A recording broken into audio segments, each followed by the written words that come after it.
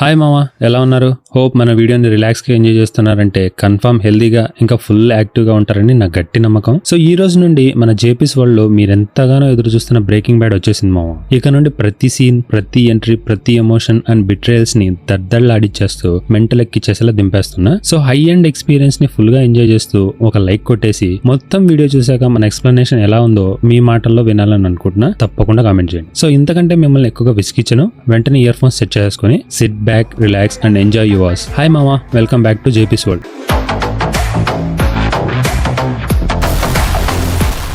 Breaking bad season 1 episode 1 pilot. కథ ప్రారంభంలో ఒక వ్యాన్ ఫుల్ స్పీడ్ గా వెళ్తూ ఉండడం చూస్తాం. అండ్ అందులో ఒక ముసుగు వేసుకున్న వ్యక్తి చాలా భయంగా ఆ వ్యాన్ ని డ్రైవ్ చేస్తూ ఉంటాడు. ఇంకా తనతో పాటుగా మరో కుర్రాడు, ఇంకా వెనకాల ఇద్దరు స్పృహ తప్పి పడిపోయి ఉంటారు. సడన్ గా ఆ వ్యాన్ కంట్రోల్ కోల్పోయి ఆ నిర్మానుష్యమైన ప్రదేశంలో ఒక గుట్టని ఢీకొంటుంది. అప్పుడే ఆ ముసుగు వ్యక్తి బయటకు వచ్చి తన మాస్క్ ని తీస్తాడు. తనే మన సిరీస్ యొక్క మెయిన్ క్యారెక్టర్ వాల్టర్ వైట్. మనం తనని వాల్టర్ మామా అని పిలుచుకుందాం. ఇంకా తను బయటికి రాగానే దూరం నుండి ఏవో సైరన్స్ వినిపిస్తూ ఉంటాయి. చూస్తూ ఉంటే వాల్టర్ ఏదో తప్పు చేసినట్టు అనిపిస్తుంది. కాస్త తన టెన్షన్ అలా ఉంది. ఆ సైరన్ ని విన్న వాల్టర్ మామ టకటకా షర్ట్ వేసుకుని మళ్ళీ వ్యాన్ లోకి వచ్చి ఒక హ్యాండ్ క్యామ్, పర్స్ అండ్ అక్కడే ఉన్న ఒక గన్ ని తీసుకొని బయటకు వచ్చి ఆ కెమెరాని ఆన్ చేసి ఏదో రికార్డ్ చేయడం స్టార్ట్ చేస్తాడు.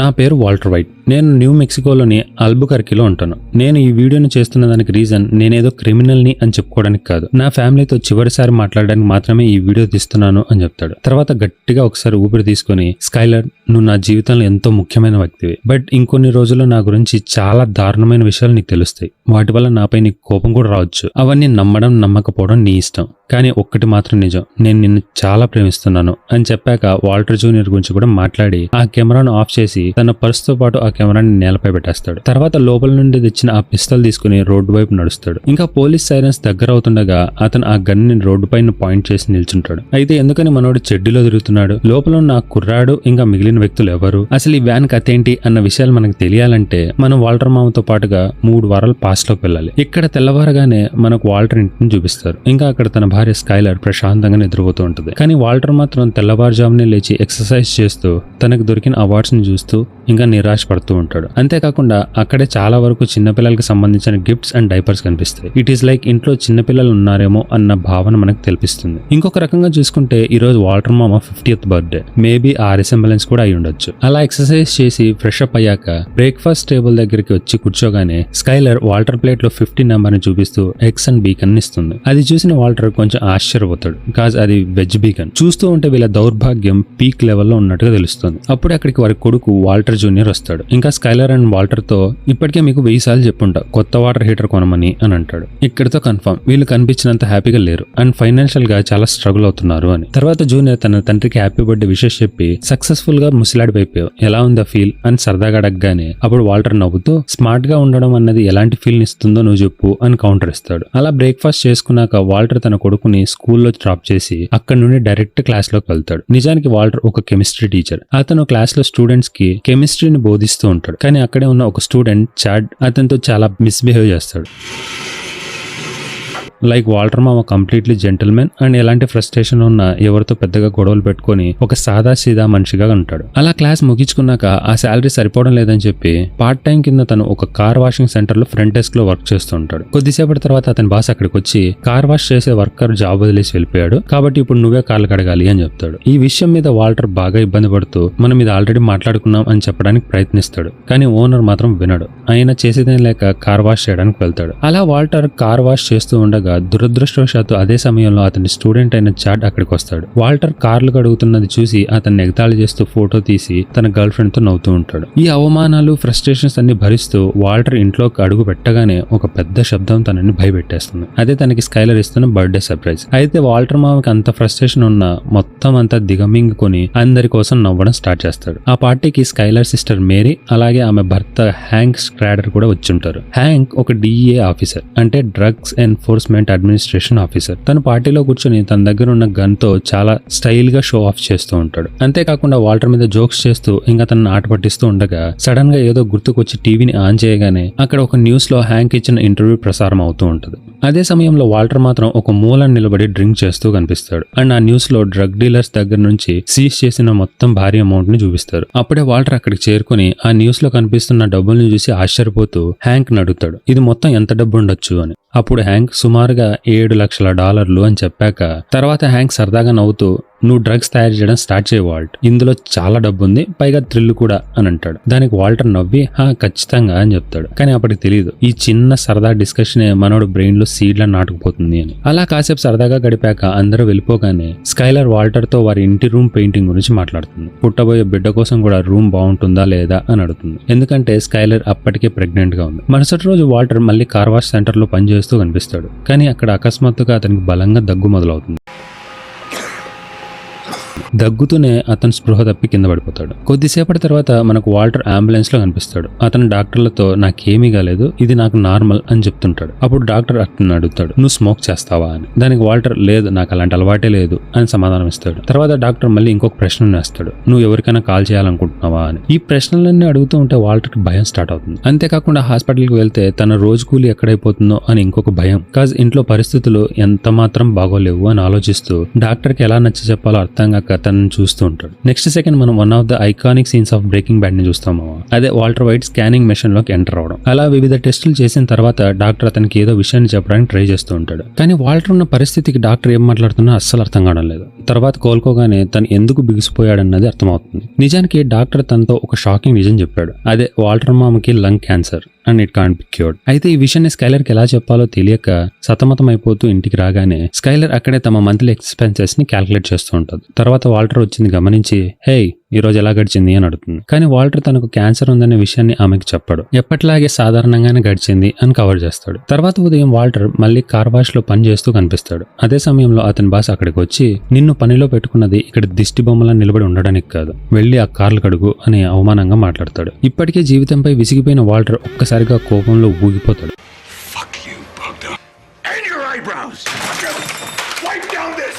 అక్కడున్న వస్తువులన్నింటినీ కింద పడేసి తన బాస్ పై అరిచి అక్కడి నుంచి వెళ్ళిపోతాడు. తర్వాత మనకు వాల్టర్ తన ఇంటి స్విమ్మింగ్ పూల్ దగ్గర ఒంటరిగా కూర్చొని ఏదో లోతుగా ఆలోచిస్తూ కనిపిస్తాడు. అండ్ అగ్గిపెట్టతో ఆడుకుంటూ ఉంటాడు. ఇట్ ఈస్ లైక్ నిప్పుతో చెలగాటం ఆడుతున్నాడు అన్న కోణంలో చూపిస్తారు. అండ్ ఈ ఆలోచనకి ఆజ్యం పోసేలా వాల్టర్ హ్యాంక్ కి ఫోన్ చేసి నువ్వు చెప్పిన రైడ్ అలాంగ్ ఆఫర్ గుర్తుందా అని అడుగుతాడు. ఇలా చెప్పిన నెక్స్ట్ సీన్ లో వాల్టర్, హ్యాంక్ అలాగే హ్యాంక్ పార్ట్నర్ ఫ్రాంక్ కార్ లో కూర్చొని ఒక ఇంటిని గమనిస్తూ ఉంటారు. ఎందుకంటే ఆ ఇంట్లో మెత్ డ్రగ్ తయారు చేస్తున్నారని వారికి సమాచారం ఉంటుంది. ఇంకా కార్ లో ఫ్రాంక్ అండ్ హ్యాంక్ ఇద్దరు బెట్టింగ్స్ కూడా వేసుకుంటూ ఉంటారు. అలా కొద్దిసేపటికి DEA టీం మొత్తం అక్కడ చేరుకుని ఇంట్లోకి దూసుకెళ్తుంది. ఇంకా ఇంట్లో ఒక వ్యక్తి హెడ్ ఫోన్స్ పెట్టుకుని తీసుకుంటూ కనిపిస్తాడు. అయితే వాల్టర్ మాత్రం హ్యాంక్ తో కలిసి కార్ లోనే ఉంటాడు. అప్పుడు వాల్టర్ అడుగుతాడు నేను కూడా మీతో లోపలికి వచ్చి ల్యాబ్ ని చూడొచ్చా అని. దానికేం తప్పకుండా చూడొచ్చు, అయితే అంతకంటే ముందు మేము చెక్ చేసి వస్తాం అని చెప్పి అతని కారులోనే ఉంచి ఇద్దరు లోపలికి వెళ్ళగానే వాల్టర్ కారులో కూర్చొని ఉండగా పక్కనే ఉన్న బిల్డింగ్ లో నుండి బయటకు వచ్చిన ఒక అతను టెర్రస్ మీద ప్యాంట్ మార్చుకుంటూ ఉండడం చూస్తాం. తర్వాత తను కాల్ జారి కింద పడిపోగానే పైన నుండి ఒక అమ్మాయి తనకి బట్టలు విసిరేస్తూ ఉంటది. ఇది ఇంకెవరో కాదు, మన సిరీస్ లో second lead and important character Jessie.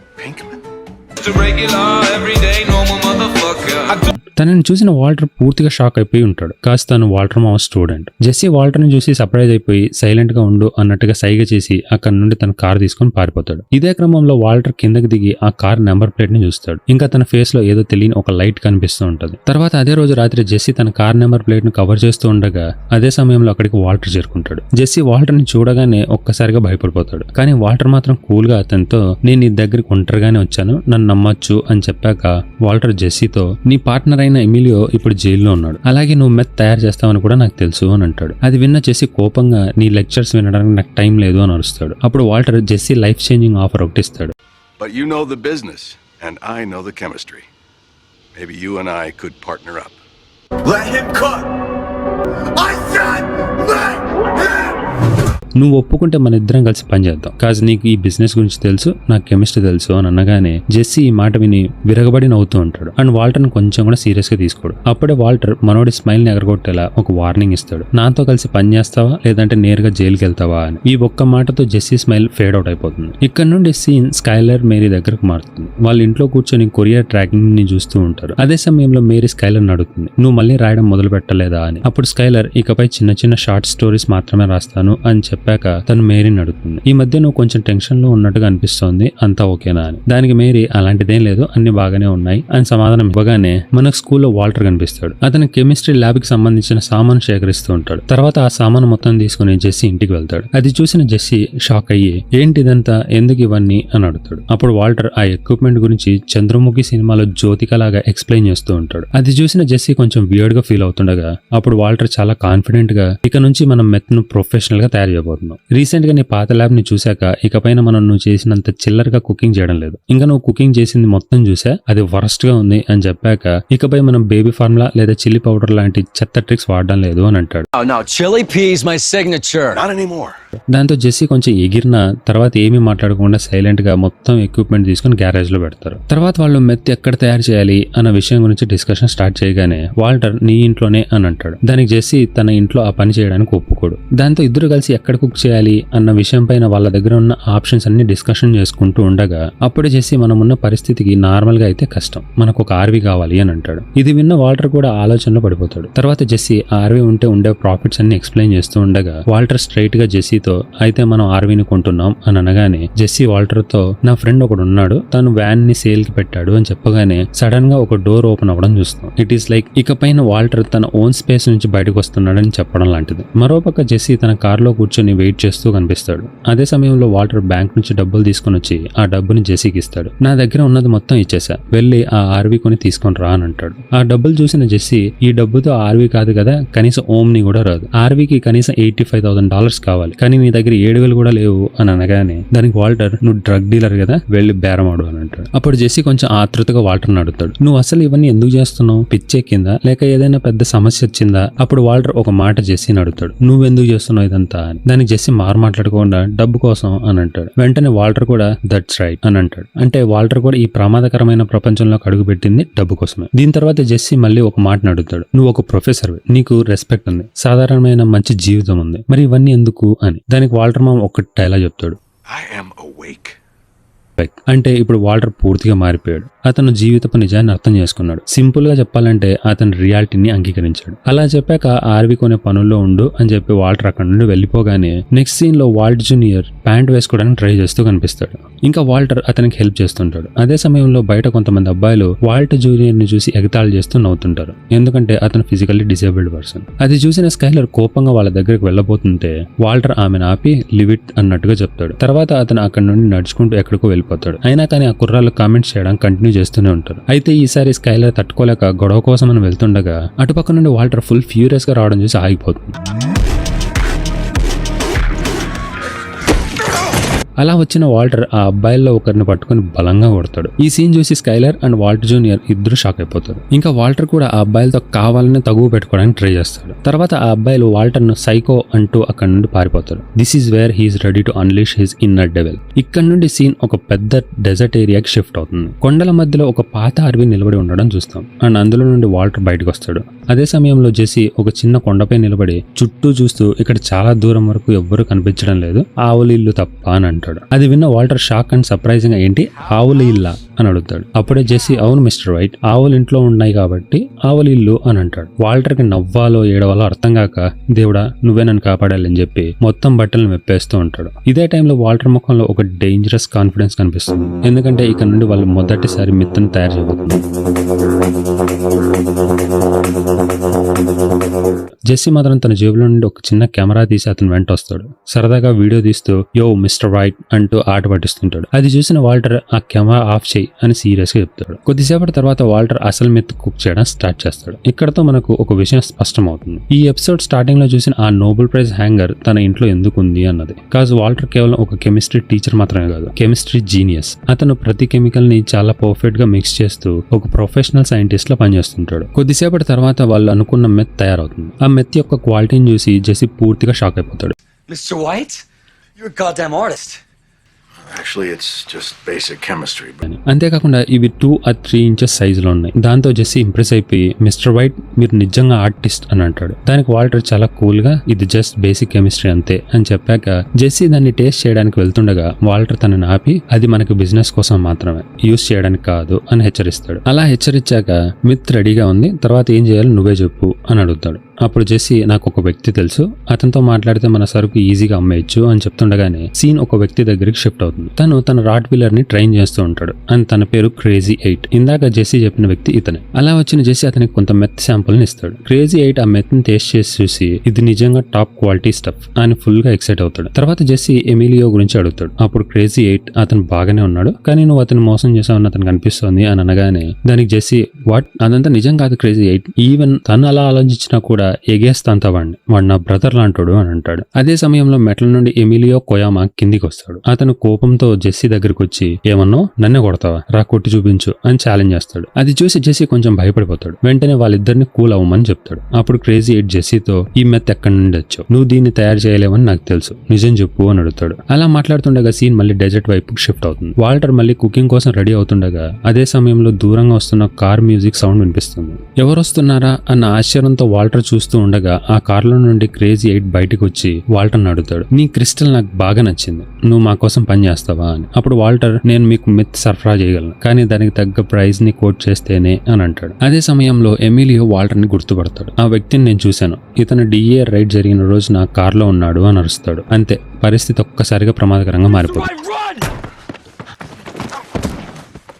Jessie అక్కడ నుండి పరిగెత్తి పారిపోవడానికి ట్రై చేస్తాడు. అంతేకాకుండా మిస్టర్ వైట్ పారిపోండి అని అరుస్తాడు. కానీ జెస్సీ పరిగెత్తే సమయంలో ఒక రాయికి తగిలి కింద పడిపోతాడు. అతని తలకు గాయమవుతుంది. వెంటనే క్రేజీ 8 వాల్టర్ పై గన్ పాయింట్ చేసి పరిస్థితిని పూర్తిగా తన చేతుల్లోకి తీసుకుంటాడు. అప్పుడు వాల్టర్ చాలా తెలివిగా నేను మీకు ఈ మెత్ రెసిపీ నేర్పిస్తాను, కానీ దానికి బదులుగా మమ్మల్ని ప్రాణాలతో వదిలేయాలి అని అడుగుతాడు. దాంతో ఎమిలియో జెస్సీని కట్టేస్తాడు. తర్వాత వాళ్ళు వాల్టర్ తో కలిసి ఆర్వీ లోపలికి వెళ్తారు. ఇంకా వాల్టర్ చేసేదేం లేక మళ్ళీ మెత్ కుక్ చేయడం స్టార్ట్ చేస్తాడు. అక్కడే క్రేజీ 8 అతన్ని జాగ్రత్తగా గమనిస్తూ ఉంటాడు. ఇదే సమయంలో ఎమిలియో సిగరెట్ కాలుస్తూ లోపలికి రావడం చూస్తాం. అది చూసిన వాల్టర్ వెంటనే సిగరెట్ ని ఇక్కడ కాల్చకుండా దాన్ని బయటపడేయి అని చెప్తాడు. ఎమిలియో పెద్దగా పట్టించుకోకుండా ఉంటే అప్పుడు క్రేజీ 8 తల ఊపగానే ఎమిలియో ఆ సిగరెట్ యొక్క లాస్ట్ పఫ్ తీసుకొని దాన్ని డైరెక్ట్ వాల్టర్ ముఖం మీద ఊది ఆ సిగరెట్ ని ఆర్పకుండా బయటకు విసిరేస్తాడు. తర్వాత క్రేజీ 8 గన్ చూపిస్తూ త్వరగా పని పూర్తి అని వాల్టర్ ను బెదిరిస్తాడు. కానీ ఇక్కడే వాల్టర్ తన అసలు తెలివిని చూపిస్తాడు. అతను రెడ్ ప్రాస్పరస్ ని ఉపయోగించి ఒక ప్రమాదకరమైన కెమికల్ రియాక్షన్ క్రియేట్ చేస్తాడు. ఒక్కసారిగా ఆర్వీ మొత్తం విషపూరితమైన గ్యాస్ తో నిండిపోతుంది. అదే సమయంలో వాల్టర్ అక్కడ నుండి బయటకు పరిగెత్తి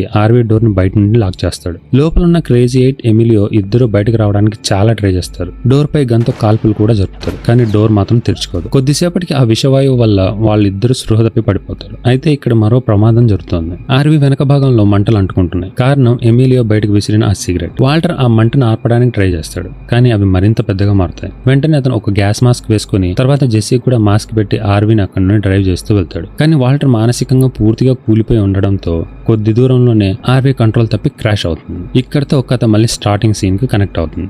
వాల్టర్ రోడ్డు మధ్యలో నిలబడి గన్ను ముందుకు పాయింట్ చేసి ఉంటాడు. కాసేపటి తర్వాత వాల్టర్ ఒక్కసారిగా ఏడవడం మొదలు పెడతాడు. తన జీవితమే ముగిసిపోయిందన్నట్టుగా ఫీల్ అవుతూ తనను తానే కాల్చుకోవడానికి ప్రయత్నిస్తాడు. కానీ అతను ట్రిగ్గర్ నొక్కినప్పుడు గన్ సేఫ్టీ ఆన్ లో ఉండడంతో బుల్లెట్ పేలదు. తర్వాత సేఫ్టీ ఆఫ్ చేసి మళ్ళీ కాల్చుకోబోతే అప్పటికే అతని చేతులు వణుకుతుండడంతో బుల్లెట్ మరోవైపు వెళ్ళిపోతుంది. అప్పుడు వాల్టర్ పూర్తిగా అర్థమవుతుంది, ఇక్కడ నుండి నేను తప్పించుకోలేను అని. అందుకే చివరికి పోలీసుల ముందు లొంగిపోవడానికి నిర్ణయించుకుంటాడు. రోడ్డు మధ్యలో నిలబడి అరెస్ట్ అవ్వడానికి రెడీగా ఉంటాడు. కానీ కొద్దిసేపటి తర్వాత అతనికి ఒక షాకింగ్ విషయం తెలుస్తుంది. అతను పోలీస్ సైరన్ అని అనుకున్నది అసలు పోలీస్ వాహనం కాదు, అది ఫైర్ బ్రిగేడ్ వాహనం. ఆర్వీ వెనక అంటుకున్న మంటలను ఆర్పడానికి వాళ్ళు అక్కడికి వెళ్తున్నారు. అప్పుడే జెస్సీ బయటకు వచ్చి నువ్వు వాళ్ళని ఏం చేసావు అని షాక్ తో అడుగుతాడు. వాల్టర్ మాత్రం జరిగిన విషయం అర్థం చేసుకుని ఊపిరి పీల్చుకుంటాడు. సరే ఇప్పుడు మనం ఇక్కడ జరిగిన ప్రతిదాన్ని క్లీన్ చేయాలి అని చెప్పి వెంటనే వాంతులు చేసుకుంటాడు. ఇట్ ఈస్ లైక్ తనలో ఉన్న స్ట్రెస్ మొత్తం ఒక్కసారిగా తిప్పికొట్టేసింది. ఇక్కడ నుండి సీన్ డైరెక్ట్ వాషింగ్ మిషన్ తిరుగుతున్న ప్లేస్ కి షిఫ్ట్ అవుతుంది. అండ్ ఇందులో డబ్బుల్ని ఆరేస్తూ ఉంటాడు. కాజ్ ఆర్వీలో ఫాస్ఫరస్ తడిచిపోయి. ఇది one of the iconic scenes of breaking bad మామ.